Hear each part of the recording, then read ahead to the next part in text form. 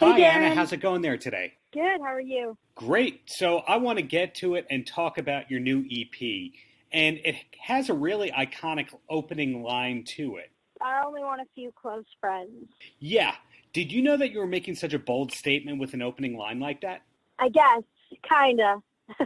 Well, hearing your music, people kind of call it bedroom pop.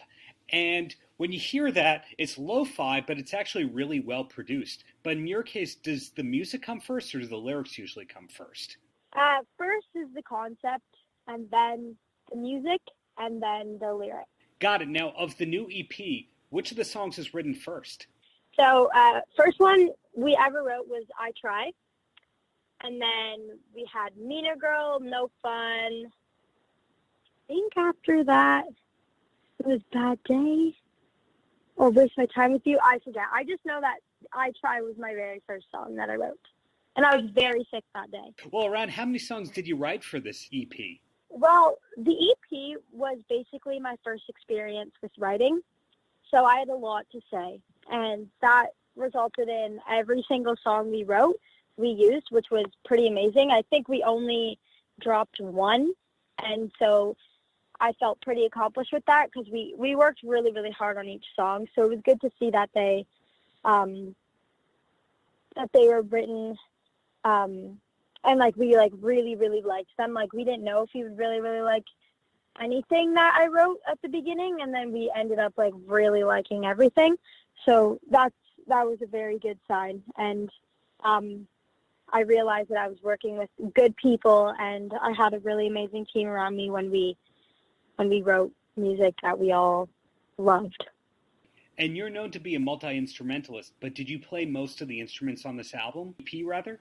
I did not. I did a lot of basically I'm involved in every single aspect, but I was always, whenever we were in the studio, I was focusing on lyrics, song melody, vocal melodies, and some of the production. So I was very focused, and I was kind of in my own little world because I had to think of the concepts and nail down the melodies and get some ideas for the lyrics. So that was always my job, while everyone else kind of had their own little thing. And then after, I would come around and see what we should keep in or take out or use this, don't use that.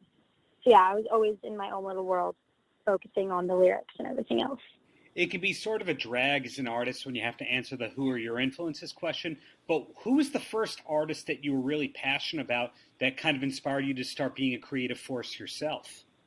If I'm going back to like the people who made me want to do this, it was Selena Gomez and Justin Bieber and Demi Lovato. I watched a lot of movies and from Demi Lovato, and my favorite show had Selena Gomez in it. And I love Justin Bieber. So they kind of influenced me to do or pursue a career in the music business. And my writing influences were probably Rex Orange County or Elton John, Tyler, the Creator, Queen, Billie Eilish, people like that. All over the place. Any punk influences? Yes, I am all over the place. Not really, no. And really no metal either, it sounds like. No, I don't really love listening to that. Maybe if I spent more time listening to it, I would like it, but I don't usually listen to that music. But lyrically, as I was talking about, very, very strong lyrics on this EP. And you said that the concepts come first. Is it that you think of a title and then work around it? I usually come into the studio with a story to tell, whether it's like if I had a bad day at school, which is basically how Bad Day came about, or if there was a problem that I had. Basically everything that I write about right now is about high school. So this will all relate to anything that happens at school. And then I come in and tell them a story. I'm like, you know what, I really want to write about this story. And then, so that's when we get the concept. And then the title comes at the very, very end. Like, we don't even know the title until, like, way, way later. Usually it'll come out as a song, but we never usually think of the title until the end. How's the reaction been in your high school to the fact that you have a big EP coming out? Or rather, that just came out but was a long time in the works? It was actually really amazing to see how many people supported me. I have a lot of good friends at school, and everyone's so supportive. They've been playing my music, they've been sharing it, and I hear it at a lot of our school parties or whatever, whenever we hang out. So it's been amazing because a lot of people have shared it and posted. So they're all super supportive, and I knew they would be from day one. Usually when you have a big release, you're kind of thinking 1, 2, 3 years down the line with touring and promotional appearances. Do you have to defer college in order to promote the EP and all that? Well, like college, like school college? Yes. Sorry, the American term university, college, whatever you want to call it. Yeah. Yes, I do, probably.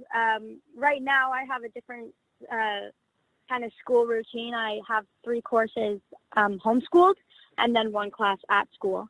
It's very difficult to keep up when you're missing a lot. I miss like probably 2 or 3 days of school a week. So it is definitely difficult. I do want to pursue a career in entertainment law eventually. So that's what I'm hoping to go to school for.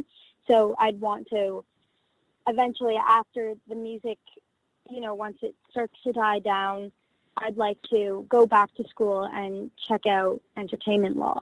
Wow, that's big aspirations right there. But in the meantime, do you hope to tour the world and do a lot of touring in general, or do you more hope to be a home recording artist? I hope to do a lot of tours. I have been performing my whole life. I play piano, and I used to be a competitive dancer, and I used to do competitive singing, whatever, things like that. And so that was a lot of performing. And I also used to just perform at little venues, like community venues or even just restaurants that had open mics. So I've always loved to perform, whether it was dance, piano, singing, anything. So I hope to get back out once I have a bigger library of music out and then start to tour. And are you already thinking about a full-length album or a follow-up EP, or is it really one project at a time for you? I usually enjoy releasing EPs. In my opinion, when I listen to a full-length album, it's a lot to take in, and I usually tend to forget what song I like. And being the artist that writes this album, it kind of sucks when your favorite song kind of gets overshadowed by the bigger songs on your album. Whereas when you have an EP, there's only a minimal amount of songs, so you kind of have to listen to all of them, and you can't really forget which one you like because there's only like 6 or 8 songs. So I usually like that because I realize that every single song gets a good amount of attention, and there's fans that are more geared towards one song, and then there's the fans that like the other song better. So every single song has like their fans, and which I like a lot, because a full-length album, some of your favorite songs can get lost. And totally aside from all that, you have a great name on Instagram. Can you say it out loud, because it's going to sound terrible if I say it? It's Mismatched Socks Yo. And that's just because I can never find the same socks in my sock drawer. My parents always take my socks for some reason. It's like I'm the sock dealer of the house. So that's literally the only reason why. There are days where I do have the same socks on, and that is because it's a lucky day and I found the same socks. But usually I can never find the same socks, so I'm always struggling. So that's why I named myself Mismatched Socks. That is great. Could we one day see a line of socks coming from you? 100%. Actually, someone made socks with my face on them, and I literally already lost the other sock to that one. And probably one of my mom or my dad has it. But yes, 100%. I'm dying to start merchandise and definitely make some funky socks, because I love wearing funky socks myself. And hopefully that's the only thing you lose. You don't lose equipment or anything like that? No, just my socks. Great, great. You've given me so much to work with, so I'm going to ask the closing question, and that's any last words for the kids? Well, that's a tricky one. Follow your dreams. Don't really listen to what other people think. That's basically what my whole EP is about, being a self-aware bitch. You kind of just got to go with the flow, do your own thing, don't let anybody change you. And I've definitely showed that in my music video. The whole idea was to kind of expose the fake people in life who aren't here to support you, and they just want to change you, and they want to make you someone who you aren't. And that's a big thing for me, is don't change for anybody, and let people know that you are you and that you can't be changed. Paltrocast.